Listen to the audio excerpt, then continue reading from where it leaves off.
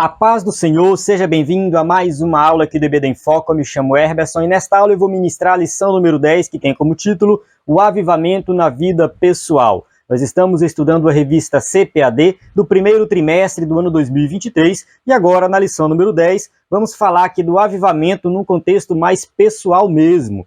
Porque assim, nós estamos estudando sobre avivamento de maneira geral. Falamos de avivamento no Antigo Testamento, no Novo Testamento, o avivamento no mundo, falamos de John Wesley, Charles Finney, William Seymour, Rua Azusa, falamos do avivamento aqui no Brasil, movimento pentecostal no Brasil, Daniel Berg, Gunnar Wingre, né, no caso aí, a Assembleia de Deus de maneira geral, uma igreja avivada.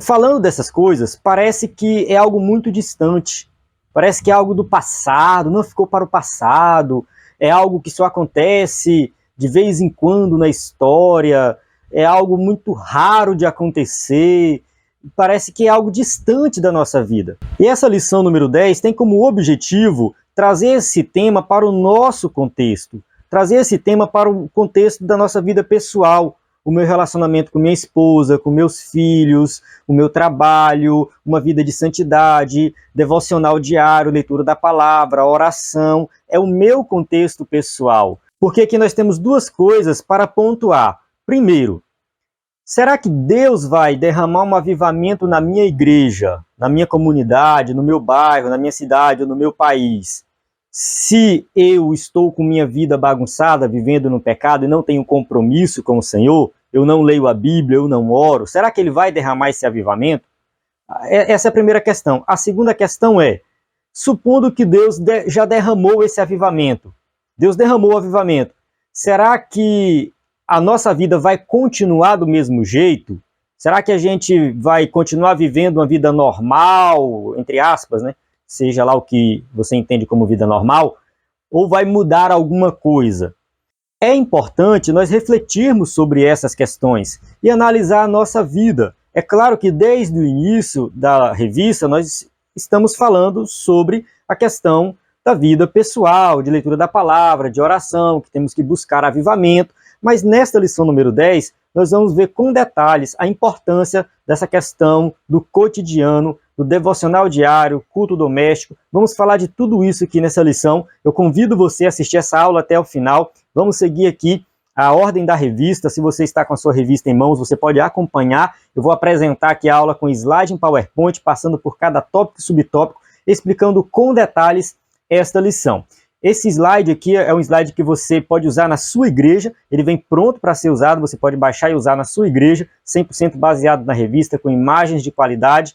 Enfim, o slide que você pode editar, modificar se você quiser. Nós temos experiência com essa produção de slides, assim como subsídios em vídeo, áudio e PDF, para você aprender mais da palavra de Deus e das lições CPAD. O conteúdo da assinatura do EBD em Foco envolve slides de adultos e jovens. Além dos slides, nós temos alguns bônus, como slides de escatologia, sermões em PDF, curso básico de teologia e cursos diversos. Então acesse o nosso site ebdenfoco.com ou envie uma mensagem no nosso WhatsApp. Você vai ver que está aí no vídeo aparecendo o nosso site e o nosso WhatsApp. Você pode enviar mensagem na descrição do vídeo. Temos muitas informações também sobre o nosso conteúdo. Bem, vamos lá. Texto áureo. Porque a tua benignidade é melhor do que a vida, e os meus lábios te louvarão. Assim eu te bendirei enquanto viver. Em teu nome levantarei as minhas mãos. Salmo 63, verso 3 e 4. A gente tem aqui um trecho do Salmo 63, que é o salmo estudado nesta lição. A nossa leitura bíblica em classe é o Salmo 63, do verso 1 até o 8. Ele vai um pouco além do verso 8, é um salmo muito bonito que a gente vai estudar no tópico 1 e vamos aplicar na nossa vida. Esse salmo aqui, não somente esse, mas muitos outros salmos a gente pode usar no nosso devocional diário, aprendendo a orar, a conversar com Deus. É muito importante nós meditarmos nos salmos. Verdade prática, a presença do Espírito Santo é uma realidade em todos os dias da vida de um crente avivado. Então vale ressaltar que quando Paulo fala para nós sermos cheios do Espírito Santo, ele está falando de um enchimento contínuo. Então nós temos que nos manter cheios do Espírito Santo. E uma vez que existe a possibilidade de sermos cheios, existe também a possibilidade de sermos vazios. Então a gente precisa sim prestar atenção a alguns detalhes da nossa vida para nós permanecermos sempre cheios do Espírito Santo. que temos os objetivos, vou avançar a leitura bíblica em classe, Salmo 63, de 1 a 8, também vou avançar durante aqui a aula, no tópico 1 a gente vai estudar esse salmo, então vamos direto para a introdução. Diz assim: é vontade de Deus que os crentes sejam espiritualmente avivados. Ademais, não pode haver igreja local avivada sem que os membros experimentem um avivamento espiritual em suas vidas. Isso aqui é um fato, uma verdade que eu tenho falado no começo. Será que Deus vai derramar um avivamento na minha igreja, na minha região, no meu país, se eu não estou preocupado com oração, com leitura da palavra, compromisso com os irmãos, amor ao próximo, estou vivendo de qualquer maneira? Será que Deus vai derramar esse avivamento? Não vai. Eu lembro aqui da lição número 8, que nós estudamos sobre os avivamentos que aconteceram no mundo, e lá na lição número 8, tópico 2.1, que fala de Evan Roberts. Evan Roberts foi um jovem que recebeu uma revelação de Deus que no seu país, lá no país de Gales, seria derramado um grande avivamento, e ele acreditou nisso, mas ele não ficou de braços cruzados. Ele orou por 10 ou 11 anos buscando esse avivamento. Então, se nós quisermos realmente experimentar um grande avivamento, nós temos que buscar esse avivamento. É claro que o avivamento vai ser produzido por Deus, é uma iniciativa divina, mas nós temos que estar preparados, nós temos que buscar, nós temos que orar, nós temos que meditar na palavra de Deus e viver uma vida de santidade. Além de esse avivamento se manifestar no interior do templo, ele se revela em todos os lugares, no testemunho cotidiano da vida, que inclui o casamento, a vida familiar, a escola, a faculdade, o trabalho, os negócios, enfim, em toda a nossa área de atividade e principalmente na proclamação do Evangelho.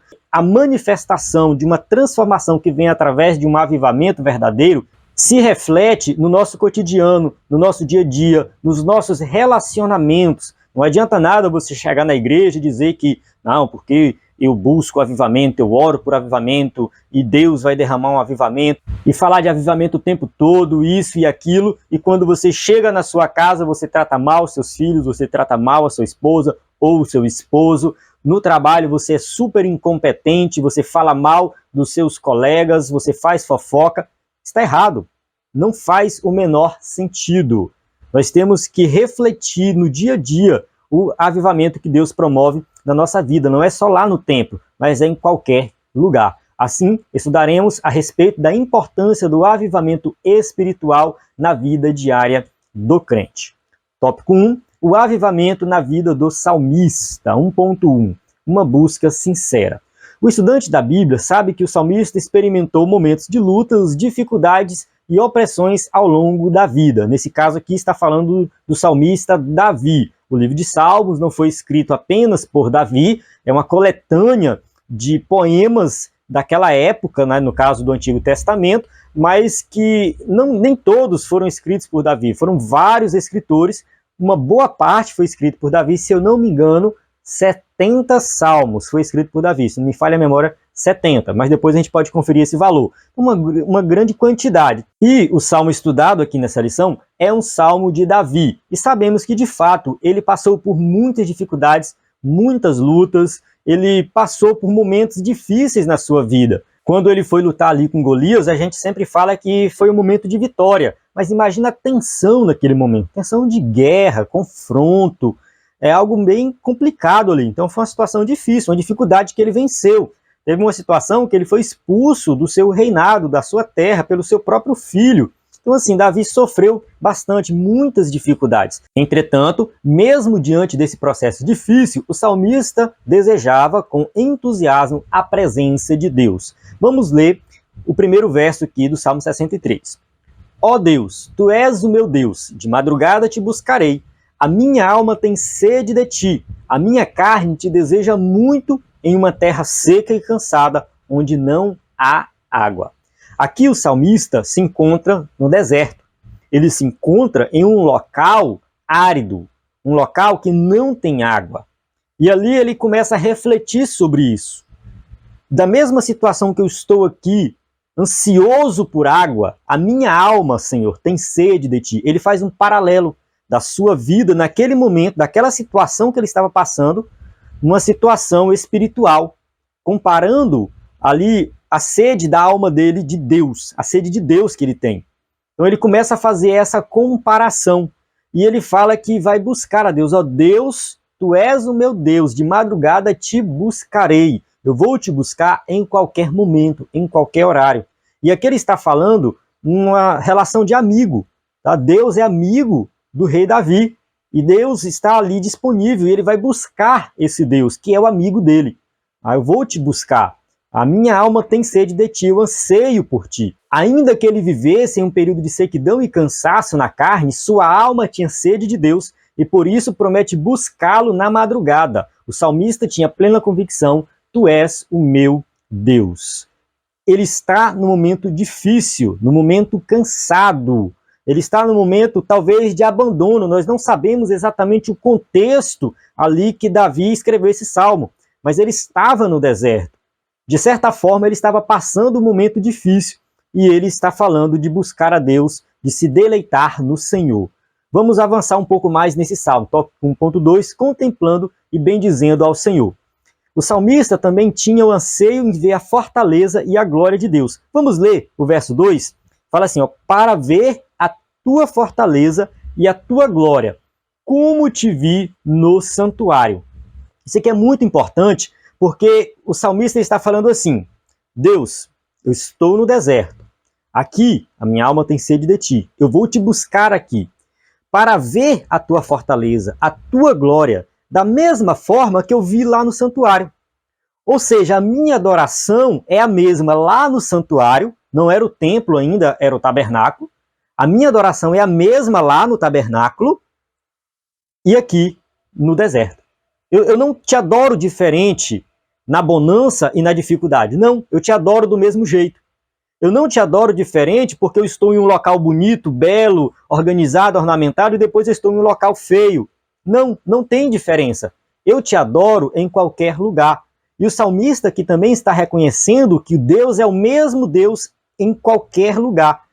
Ele sabia disso. Deus está em todo lugar. Se eu for no céu, tu estarás. Se eu for no Sheol, tu também estarás lá. Tem um outro salmo que fala sobre isso, né? O próprio Davi falando. Para onde fugirei eu da tua presença? Não tem como. Então tu estás em todos os lugares. E eu consigo ver a tua glória em todo lugar. Basta eu te adorar. Então não importa o local. Aqui o salmista já está, né, falando, antecipando algo que Jesus falou lá para a mulher samaritana. Que a mulher samaritana preocupada onde deveria adorar a Deus, se era no monte, se era no templo de Jerusalém. Jesus fala assim, os verdadeiros adoradores adorarão o Pai em espírito e em verdade. Isso Davi já estava praticando. Esse contato glorioso com o Deus da glória gera na alma do ser humano o reconhecimento da benignidade divina. Então o salmista ele sabia que Deus era benigno, que Deus é bondoso. Verso 3 ele fala assim, porque a tua benignidade é melhor do que a vida, e os meus lábios te louvarão. Observe que ele está falando assim, Deus, o teu amor, a tua bondade é algo supremo, extremamente sem limites, não tem como eu mensurar. Por isso que ele coloca, é melhor do que a vida, e os meus lábios vão te louvar. Então o amor de Deus é melhor do que qualquer coisa que existe, até a nossa própria vida, que a gente preza pela vida. Aqui o salmista não está desprezando a vida dele, nada disso. Ele só está fazendo essa comparação, né, usando a figura de linguagem, dizendo que o amor de Deus é algo tão supremo, é algo tão extraordinário, que é melhor do que a própria vida. E ele o bendirá enquanto viver. Observe que ele não está negando a questão do amor à vida.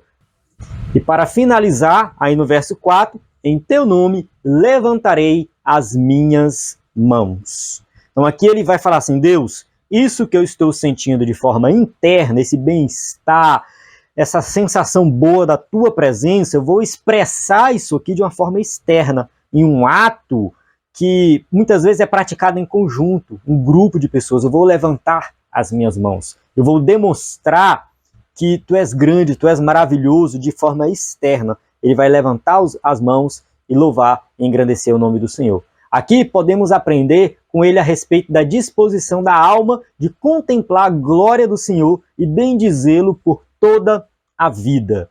Esse aqui é um ponto principal da adoração a Deus, da nossa oração, da nossa meditação no dia a dia, da palavra de Deus. Onde nós estivermos, nós temos que reconhecer a grandeza de Deus, a glória de Deus, o poder de Deus. É sempre importante você começar a sua oração adorando a Deus, bendizendo Ele, exaltando Ele.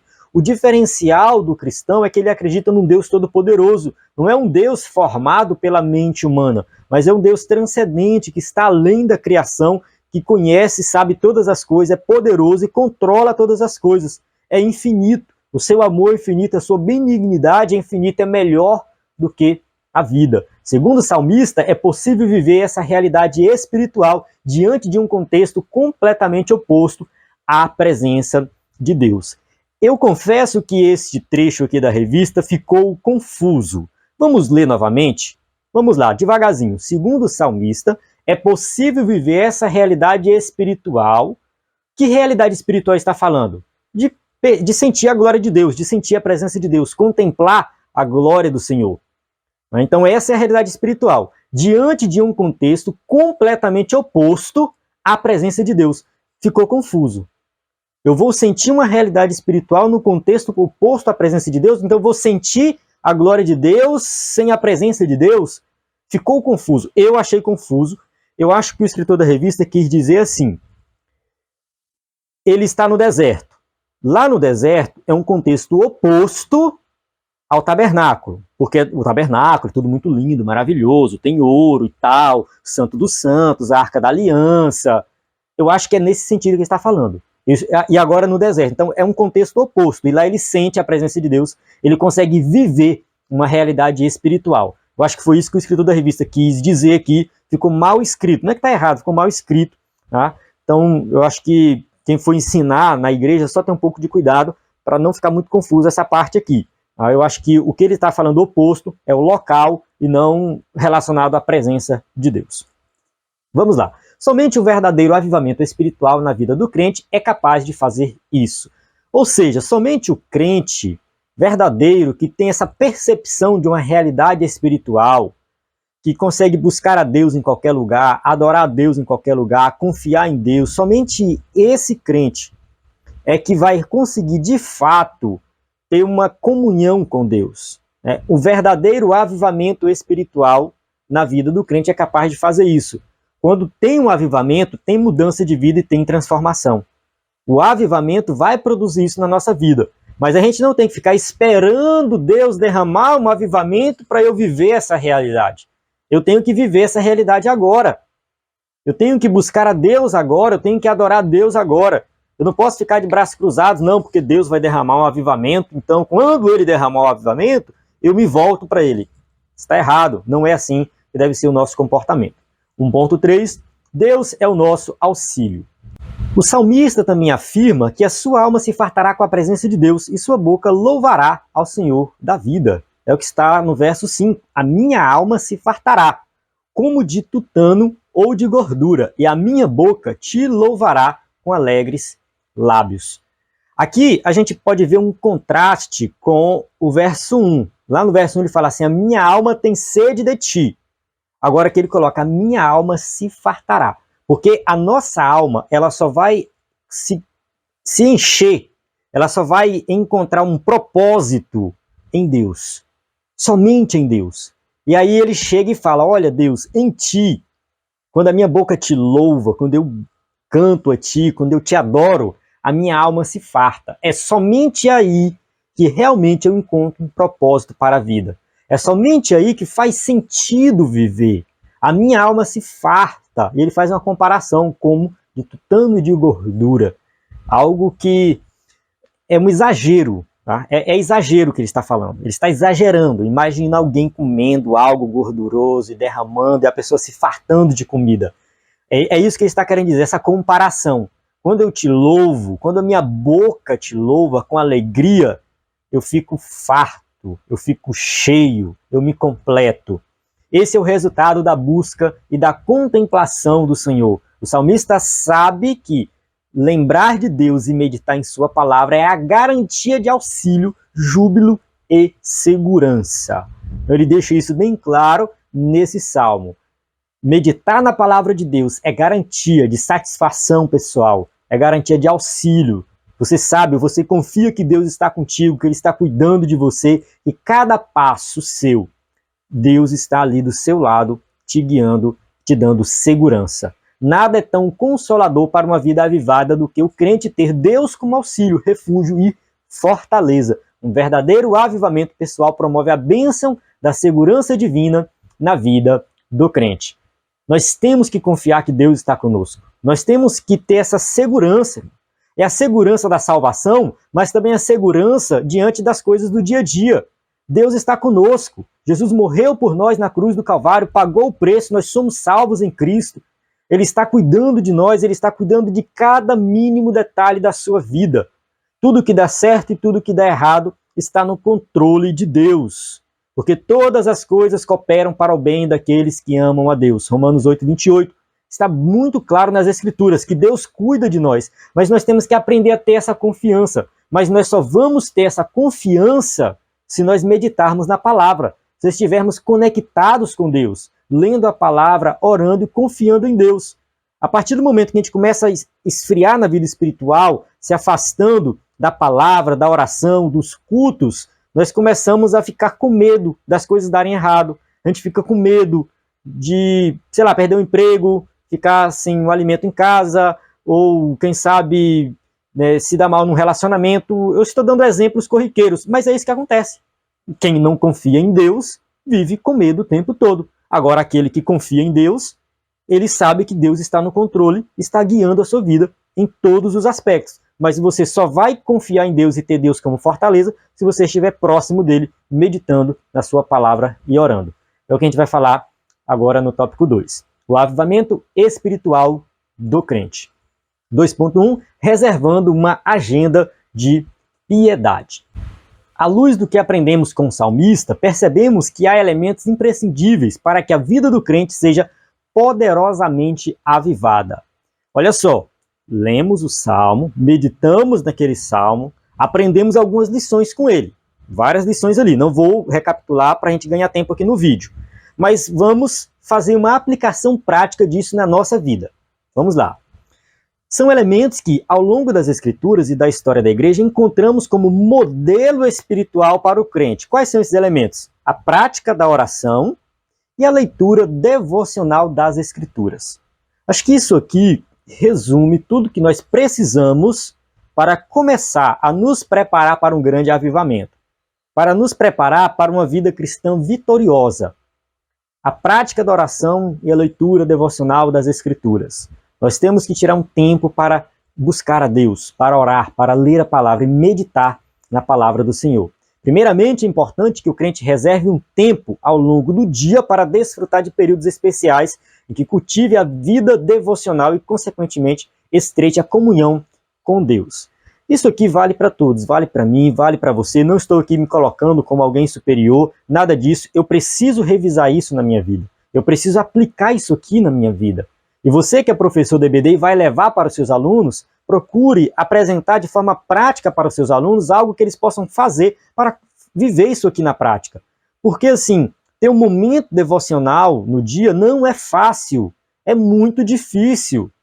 Às vezes pela manhã, às vezes no final do dia, às vezes antes de dormir, ou no trabalho, no meio-dia, não sei, mas é importante você tirar esse momento. Quem sabe, perto do seu trabalho tem uma igreja que abre pela manhã para a oração, ou meio-dia para um culto de meio-dia, ou às 6 da tarde, quando você sai do seu trabalho. Não sei, estou dando exemplos. Quando eu estava na minha graduação, há alguns anos atrás, eu ia para a parada de ônibus e passava em frente a uma igreja quadrangular. Eu não era da quadrangular, não congregava lá, mas tinha alguns amigos da quadrangular, e essa igreja sempre abria às 6 da manhã para oração. Eu levantava um pouco mais cedo, passava na igreja, orava e depois continuava o meu caminho para pegar o meu ônibus. Então, assim, foi um momento que eu encontrei. Eu, na correria do dia a dia, passava o dia na universidade, o momento que eu consegui encontrar para encaixar ali uma adoração a Deus, uma oração, um momento de oração e leitura da palavra com aqueles irmãos, que não eram irmãos da minha congregação, mas eram irmãos em Cristo e que nós estávamos juntos ali orando pela manhã. Então foi algo que funcionou para mim. Então, assim, são estratégias que nós podemos colocar em prática para ter esse momento devocional. Essas duas passagens aqui do Salmo 55:17 e Daniel 6:10, eu vou ler mais na frente. A gente vai falar do salmista aqui também de Daniel. 2.2, a prática da oração. A Bíblia relata exemplos de homens que desenvolveram o hábito de oração ao longo do dia. Aqui citamos 3. Vamos lá. Primeiro, Davi. Davi tinha o costume de orar pelo menos 3 vezes ao dia, o que está no Salmo 55, 17. De tarde e de manhã e ao meio-dia orarei e clamarei, e ele ouvirá a minha voz. A gente tira aqui dessa passagem que era um hábito do salmista orar a Deus nesses 3 horários. Daniel também orava 3 vezes ao dia. Vamos ler Daniel 6:10.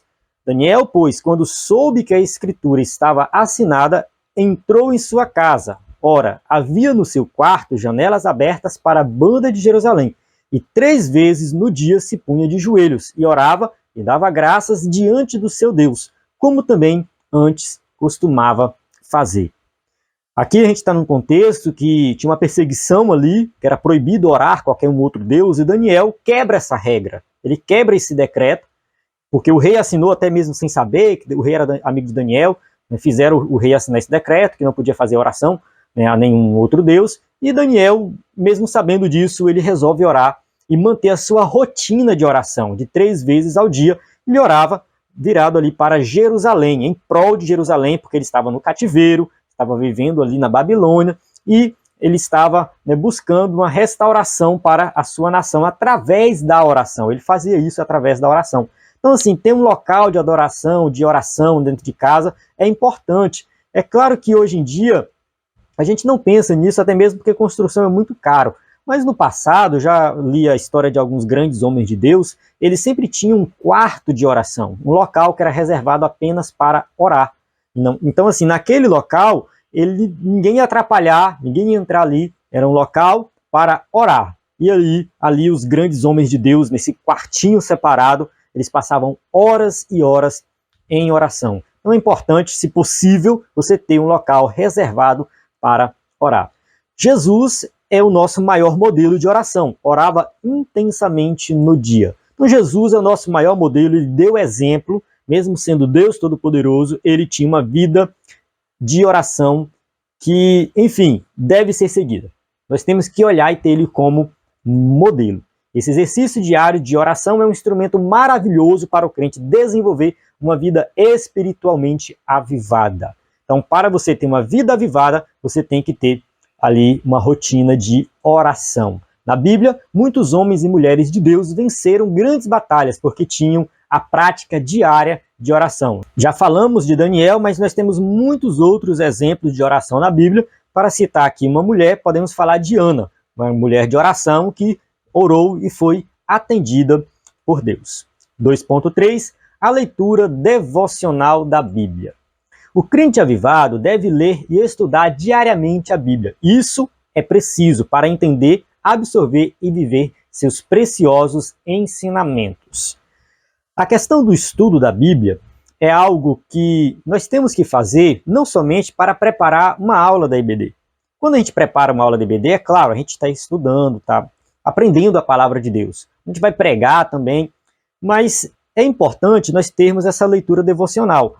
Geralmente, não é regra, mas geralmente grandes teólogos fazem assim, uma leitura voltada para o estudo, para fazer o exegese, para preparar um sermão, e uma outra leitura de devocional, que ali não tem uma preocupação em fazer uma interpretação profunda do texto, mas simplesmente se alimentar. É importante essa leitura de meditação, pode ser o seu momento de devocional diário, né, você vai fazer com as escrituras. Só um exemplo, na nossa revista vem aqui uma passagem bíblica, né, para a gente fazer essa meditação, a leitura diária, aí tem aqui vários versículos que você pode fazer essa meditação. É coisa rápida, não precisa ficar ali 1 hora lendo. Se você tiver 1 hora, é claro, perfeito, vai lá e fica 1 hora meditando na palavra. Mas se você tiver 5 minutos, faça essa meditação. Tenho certeza que Deus vai te abençoar. Além disso, os dias são maus e por isso devemos portar a espada do Espírito, como está em Efésios 6,17, que é a palavra de Deus. E portar a espada do Espírito não é você carregar a Bíblia, não. Não é isso. É você ter ela aqui, ó, na sua mente e no seu coração.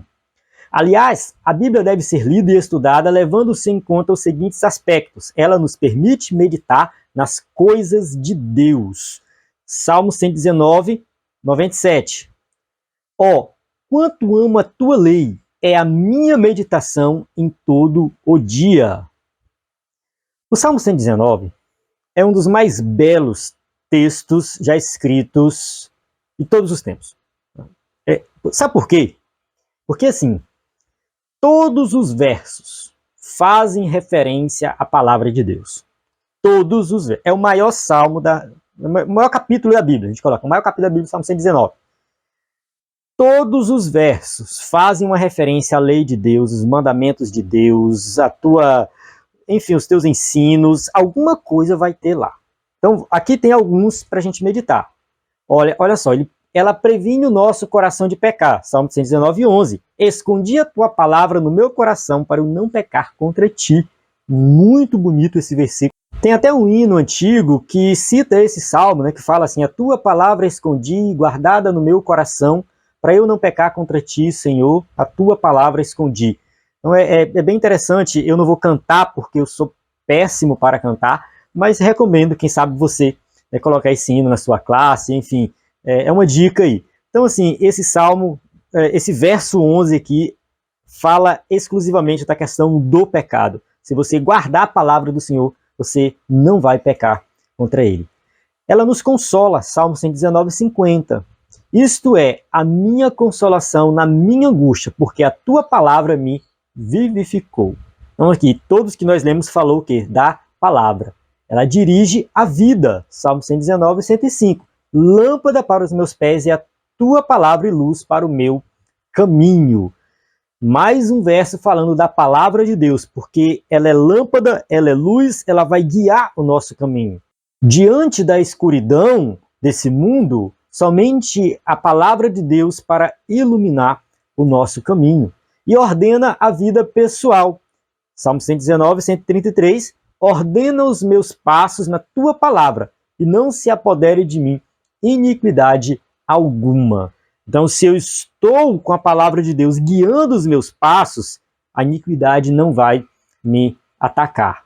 Vamos avançar aqui para o tópico 3, que diz assim: a vida pessoal e familiar do crente avivado. 3.1, a vida pessoal. O avivamento espiritual também traz consequências para a vida pessoal. Eu não gostei muito dessa palavra aqui, consequência, né? Ele poderia usar uma palavra um pouco mais positiva, né? No caso, o avivamento espiritual traz maravilhas, bênçãos para a vida pessoal. Mas vamos lá. Não por acaso, a palavra de Deus alerta para ter cuidado consigo mesma da doutrina e da perseverança a respeito do que se tem aprendido. Quando Paulo escreve a Timóteo, ele fala assim: olha, Paulo, tenha cuidado contigo mesmo, persevera na doutrina, em tudo que você aprendeu. Em suma, claramente há uma direção da palavra de Deus para desenvolver aspectos relevantes em nossa vida pessoal.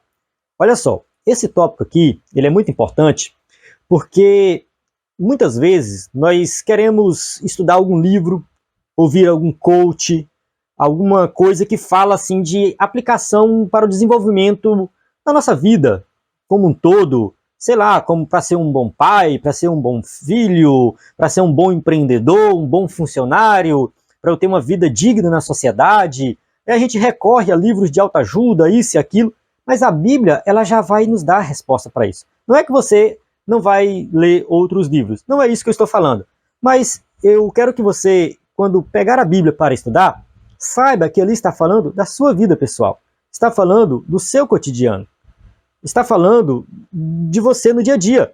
Nós temos hoje o hábito de separar vida secular de vida espiritual. Aí quando a gente pega a Bíblia, não vou ler a Bíblia, aí pega a Bíblia porque agora eu vou cuidar da minha vida espiritual. Aí pensa na adoração a Deus e tal, que é algo muito bom e maravilhoso. Você tem que sim, realmente, meditar na palavra, buscar a Deus, buscar o espiritual, batismo com o Espírito Santo, falar em línguas. Mas saiba de uma coisa: para o judeu do Antigo Testamento, não existia separação de espiritual e material. Tudo era espiritual, era o cotidiano dele. Ele colocava em prática as escrituras no dia a dia. A palavra de Deus, de acordo com a orientação de Deuteronômio, se eu não me engano, no capítulo 11 de Deuteronômio, nós vamos citar daqui a pouco aqui, ela fala de pegar a palavra e escrever nas portas, escrever onde estiver, andar com ela, viver com ela, colocar em prática a lei de Deus em qualquer situação. Então, assim, nós temos que aplicar a Bíblia na nossa vida por completo. Não é só na igreja, não é só porque vai buscar algo espiritual. A tua vida como um todo é espiritual. Na tua família, no teu trabalho, onde você estiver, é espiritual. Então vamos ver aqui alguns aspectos que nós podemos desenvolver na nossa vida pessoal através da palavra de Deus. Integridade. Olha só, Mateus 5,37. Seja, porém, o vosso falar sim, sim, não, não, porque o que passa disso é de procedência maligna. Você tem que ter palavra, você tem que ser íntegro, você tem que falar a verdade, você não tem que ficar fazendo juramento. Essa passagem aqui de Mateus capítulo 5, aqui o Sermão do Monte, Jesus está falando daquelas pessoas que ficavam jurando, não tem que jurar por Jerusalém, jurar pelo céu. O juramento era como se fosse uma garantia de que aquilo que a pessoa estava falando era verdadeiro. Então a pessoa precisava jurar para garantir que era verdadeiro. Jesus falou, olha, isso não faz sentido. Quem participa do reino, sim, sim, não, não. Acabou. É isso e ponto final.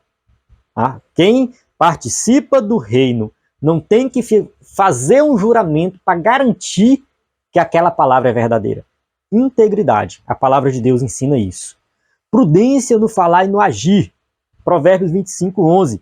Como maçãs de ouro em salvas de prata, assim é a palavra dita a seu tempo. Olha só, imagina maçãs de ouro, uma maçã de ouro, muito valiosa, né? Muito valiosa. Em salvas de prata, olha só, ouro e prata, dois metais preciosos e valiosos.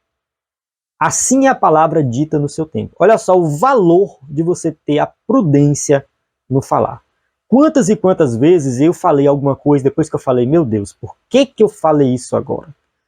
O desastre é muito grande. Então, se eu tivesse esperado um pouquinho mais, talvez o resultado seria outro.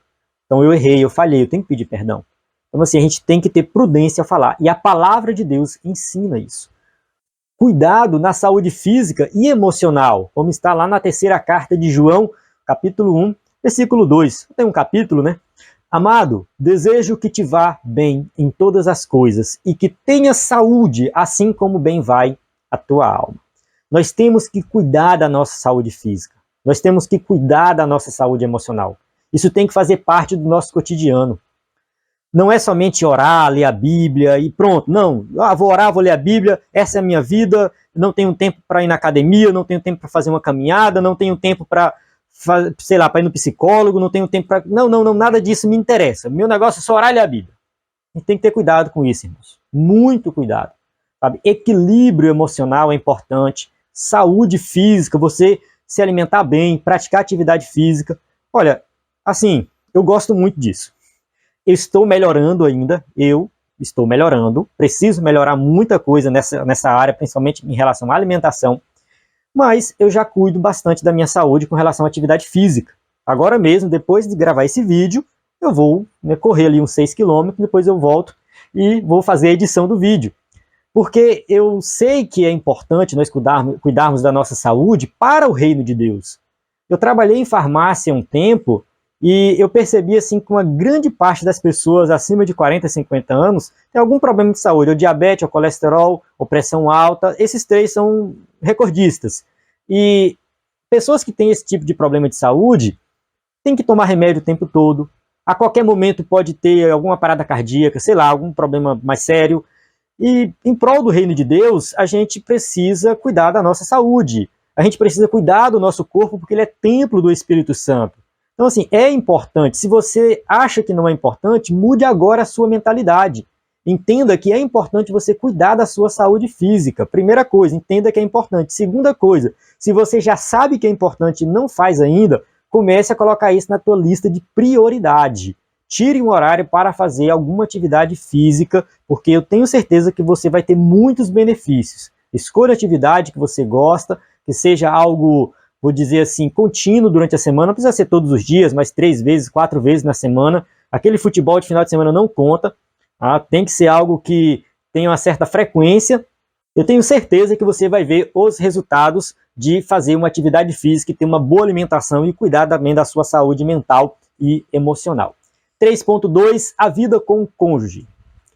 Uma vida matrimonial pode e deve ser vivida no Espírito de Deus. É claro que isso aqui não precisa nem falar. Quem é crente e é casado sabe, na prática. Se não sabia antes, aprendeu na prática. Tem que ser vivida no Espírito de Deus. É na dependência de Deus. Casamento só dá certo se for na dependência de Deus. Uma vida avivada no Espírito tem como consequências básicas. Mais uma vez a palavra consequência. Não estou gostando dessa escrita. Vamos lá. O amor e a submissão, a demonstração de carinho e afeto, uma comunicação eficiente e atenta. Então tudo isso aqui vai acontecer num casal que tem uma vida avivada no Espírito. Amor e submissão é algo mútuo dos dois. Quando a gente lê Efésios capítulo 5 como um todo, mas essa passagem aqui que ele cita, 22, depois de 25 a 27, a gente observa que a mesma forma que a mulher tem que ser submissa ao marido, o marido também é submisso à mulher pelo amor, a ponto dele ter que morrer pela esposa, dar vida pela esposa. Então isso aqui é algo extraordinário. É o casal vivendo em comunhão perfeita. Aqui, devido ao tempo, não dá para a gente fazer uma exposição completa dessa passagem, mas vale muito a pena você meditar nessa passagem, estudar essa passagem e aplicar na sua vida. Portanto, uma vida de bênção no lar é consequência, como lemos em Efésios 5 e 6, de uma vida cheia do Espírito Santo. Vamos lá, pegue a sua Bíblia agora, abra em Efésios, capítulo 5. Vamos lá, Efésios, que fica aqui antes de Filipenses, capítulo 5. Você tem que ler um pouquinho antes do capítulo 5, capítulo 4, que ele começa falando assim, 4:17. A procedência dos filhos da luz. Nessa parte aqui, Paulo vai dizer, né, que no passado nós vivíamos de uma forma, como os gentios, mas agora nós temos uma nova vida, fomos transformados, vivemos na luz. E por causa disso, nós temos que imitar a Deus como filhos amados. E vivam em amor como também Cristo nos amou e entregou por nós. Então aqui Paulo está falando da transformação pelo poder do Evangelho. E uma vez que nós fomos transformados, né, e vivemos cheios do Espírito Santo, como está no versículo 18, não vos embriagueis com vinho, que leva à libertinagem, mas deixem-se encher pelo Espírito. Diante disso, você vai ter resultados positivos na sua vida pessoal, cotidiana, com a sua família. Aí ele começa, deveres conjugais, deveres de pais com filhos, deveres de escravos e senhores. Aí por último ele fala da armadura de Deus. Mas observe que o ser humano, por causa do pecado, ele não consegue ter uma vida digna no lar. Ele não consegue ter uma vida digna no trabalho, relacionamentos saudáveis, ele não consegue. O pecado manchou o ser humano por completo. Nós não vamos conseguir sozinhos. Tem até um hino que fala isso, né? Não tente sozinho, você não vai conseguir. Carregar a sua cruz sem a ajuda de Jesus, do lugar não vai sair. Eu acho muito bonito esse hino, porque às vezes a gente quer tentar sozinho. E isso é a carne falando, tente sozinho, você vai conseguir sozinho. Não vai conseguir. Nós temos que viver na dependência do Espírito. Então todas as coisas, por mais corriqueiras que elas possam parecer, não, isso aqui é corriqueira, é coisa do dia a dia. Dependa do Espírito. 100% dependência do Espírito. Eu só lembro da lição que nós estudamos sobre Jesus, o avivamento na vida de Jesus. Deixa eu só conferir aqui para a gente falar qual é a lição certa. Qualquer coisa você volta e assiste o vídeo lá. A gente falou sobre essa lição, que é a lição 4, o ministério avivado de Jesus. Então, essa lição, nós aprendemos que Jesus dependia do Espírito Santo em todos os momentos da sua vida, dos mais simples aos mais complexos. Os mais simples, quando ele chegava na casa de alguém para comer, simplesmente sentar e comer, ali ele dependia do Espírito. E os mais complexos, por exemplo, quando ele foi escolher os seus discípulos. Algo difícil, escolher 12 homens para serem os seus discípulos, com uma missão extraordinária, uma missão eterna. Foi algo difícil, ele dependia do Espírito. Então, do mais simples ao mais complicado, Jesus dependia do Espírito. Nós temos que seguir o seu exemplo. 3.3, a vida com os filhos. Um crente avivado dá atenção ao seu relacionamento com os filhos. Isso aqui é muito importante, porque a gente vê por aí que tem muitos pais que querem ser autoritários, né? Não, tem que fazer do jeito que eu estou mandando e tal, não conversa com o filho, não educa o filho. Cuidado, muito cuidado. Quando Paulo escreve ali em Efésios capítulo 6 sobre o cuidado dos pais com os filhos, ele está num contexto em que a lei da época, a lei romana, dizia que o filho era propriedade do pai. Então o pai podia fazer o que ele quisesse com o filho. Ele podia pegar o seu filho, bater, espancar, que o Estado não podia fazer nada. O imperador não podia fazer nada. Porque era uma criança que estava sob o domínio do pai. E de acordo com a lei da época, o pai tinha domínio pleno, como se o filho fosse um objeto pertencente a ele. Assim como o escravo também pertencia ao seu senhor. E Paulo, ele vai colocar ali que o pai não pode provocar ira a seu filho. Isso foi um impacto naquela sociedade. Um impacto muito grande, porque foi uma mudança radical na maneira que os pais se relacionavam com os filhos. E agora Paulo coloca dentro do contexto cristão, vocês estão em Cristo, e em Cristo vocês vão respeitar o filho de vocês, assim como ele vai respeitar vocês. Aí vocês também vão ter cuidado com seus filhos. Vamos ver aqui algumas orientações. Aqui há cuidados indispensáveis para uma vida cristã avivada e feliz no relacionamento entre pais e filhos. Por exemplo, o afeto. Tem que ter cuidado, tem que ter carinho, né? Faz parte aí do relacionamento de pais e filhos. Os cuidados espirituais, a passagem de Deuteronômio 11, que eu até citei anteriormente, que fala justamente desse cuidado da lei de Deus, de você escrever a lei de Deus na porta, ensinar a lei de Deus para os seus filhos, para que eles realmente possam aprender. Não existe educação neutra, irmão. Não existe. Nós não somos seres neutros.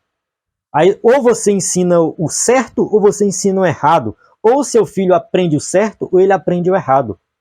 Se você não ensinar a palavra para o seu filho, ele vai aprender com o mundo. Ainda bem que a próxima revista fala sobre família. Nós vamos aprender sobre isso. Se você não ensinar aos seus filhos, o mundo vai ensinar. E ele vai fazer isso com a competência extrema para o mal. O hábito do culto doméstico. Infelizmente, esse hábito aqui tem diminuído. Poucas famílias, eu acredito, tá? Um pensamento meu, poucas famílias realizam culto doméstico. Eu comecei a fazer com minha esposa, depois a gente parou e nós temos que voltar. Assim, foi algumas mudanças que aconteceram na nossa vida, na nossa rotina, devido ao trabalho e tudo mais, e infelizmente a gente deu uma pausa, mas está vindo um bebê aí, minha esposa está grávida já de 5 meses no momento que estou gravando esse vídeo, e enfim, a gente tem que voltar a fazer o culto doméstico, porque ele vai ter que aprender a palavra dentro de casa. Nosso filho vai ter que aprender dentro de casa. Já está aprendendo dentro da barriga. Esse dia na EBD, eu estava ministrando na EBD e ele estava mexendo lá, né? Ela falou que ficou agoniada que ele estava mexendo. Já está ouvindo a palavra. Então, assim, tem que ouvir desde o ventre da mãe. Aí ele escuta a nossa voz. Então, já está ouvindo a palavra, já está indo para a EBD. Então, assim, é uma coisa que eu pretendo fazer no futuro, assim, o mais rápido possível, voltar com o culto doméstico para ensinar os meus filhos dentro de casa. O relacionamento cristão com os filhos, no caso aqui de maneira geral, Paulo orienta lá em Efésios capítulo 6, que eu já citei anteriormente. Então a gente tem que saber nos relacionar com o filho, né, de cuidar, ensinar e tudo mais. A disciplina dos filhos, porque temos que saber disciplinar. Errou, vai ser disciplinado. Temos que saber fazer, não é espancar, bater, nada disso, mas é ensinar o que é o correto. E por último, para a gente encerrar aqui o tópico 3.4, os efeitos do avivamento na vida pessoal. O crente avivado é alegre. De acordo com Esdras 3.11, quando eles estavam prestes a colocar ali os pilares do templo, fala assim, ó, e cantavam a reveses, louvando e celebrando ao Senhor, porque é bom, porque a sua benignidade dura para sempre sobre Israel. E todo o povo jubilou com grande júbilo quando louvou o Senhor pela fundação da casa do Senhor. Então, quando eles estavam ali colocando, né, a fundação da casa do Senhor para construir o templo, o povo se alegrou. A alegria do Senhor produz fortalecimento espiritual no interior do crente fiel, em todas as situações da vida, e por isso ele é forte. Neemias 8:10, portanto não vos entristeçais, porque a alegria do Senhor é a vossa força. Então a alegria do Senhor é a vossa força. Se alegre, se alegre, se alegre. Fique alegre, contente, feliz. O crente tem que viver alegre. Semelhantemente a Sadraque, Mesaque, Abednego e Daniel, o crente avivado não teme a morte. Tem mais um ponto aqui a falar, porque assim, quando nós vivemos na dependência de Deus, não vivemos com medo de morrer. A gente não tem que ter medo de morrer, a gente tem que ter cuidado, tudo mais, cuida da vida, da sua saúde, enfim, não vai sair por aí se arriscando, mas saiba que Deus está no controle de todas as coisas. Assim como aconteceu com esses 4 homens de Deus que passaram por situações que poderiam perder a vida, mas eles não tiveram medo, confiaram em Deus e conquistaram a vitória. E finalmente o crente avivado é santo, uma condição indispensável para ver Deus, pois sem santificação ninguém verá o Senhor. Como está escrito em Hebreus 12:14, segui a paz com todos e a santificação, sem a qual ninguém verá o Senhor. Eu acredito que esse tema santificação é o que a gente está falando desde o começo da lição até aqui o final. Falamos de avivamento, troca a palavra avivamento por santificação, que você vai ver que é isso que a gente está falando o tempo todo. Chegamos à nossa conclusão, que diz assim: nos Salmos, podemos ver como Davi demonstrou uma realidade de forma bem expressiva, de um avivamento espiritual diante de Deus. Assim, todo crente pode ter uma vida pessoal avivada, desde que, em todos os momentos e lugares, esteja em comunhão estreita com o Senhor. Aqui a gente pode até citar aquela passagem que Paulo fala, orai sem cessar. Ou seja, ore o tempo todo. Não importe o local, não importe onde você esteja. Esteja sempre conectado com Deus. Assim como Davi, que adorava Deus no tabernáculo, da mesma forma que adorava Deus no deserto. Ele não tinha um local de adoração. Qualquer local para ele era um local para adorar a Deus. Ali ele sentia a presença de Deus. E ele vivia uma vida avivada em qualquer situação, em qualquer circunstância. Sabemos que Davi não foi perfeito, que ele errou, que ele pecou, mas ele se arrependeu, foi chamado de um homem segundo o coração de Deus. Nós também erramos e falhamos, mas isso não é impedimento para nós abandonarmos a Deus. Saiba que se você errou, se você falhou, busque perdão, busque se aproximar dele, busque ler a palavra, busque oração. Você vai sim se aproximar do Senhor. E quando você se aproximar de Deus, você vai se sentir cuidado por Ele. Você vai se sentir protegido por Ele. Você não vai ter mais medo, porque Deus estará com você. E essa convicção de que Deus está contigo em toda e qualquer circunstância é o que produz na nossa vida alegria, viver no Espírito, uma vida plena no Espírito. É isso que nós temos que viver. E assim nós vamos amar o próximo, pregar o Evangelho e deixar que o avivamento realmente seja algo que faça a diferença na nossa vida. Amém? Então encerro aqui. Temos aqui as perguntas para quem vai ministrar na igreja com o slide. Aqui tem a foto de alguns irmãos que já usaram o slide. Alguns irmãos me enviaram fotos e eu não consegui atualizar ainda, correria aqui, mas muita gente tem usado esse slide, tem sido algo maravilhoso, extraordinário na igreja. Mais uma vez o nosso site, o nosso WhatsApp, que você pode entrar em contato conosco. Mais uma vez também aqui sobre o slide em PowerPoint que você pode usar na sua igreja de adultos e jovens, além dos bônus para você ministrar uma aula de excelência na IBD da sua igreja, e em outros momentos de culto você pode ministrar também com esse material. Então acesse a plataforma IBD em Foco, você tem tudo o que precisa para ministrar uma aula de excelência na IBD. A paz do Senhor, até a próxima aula.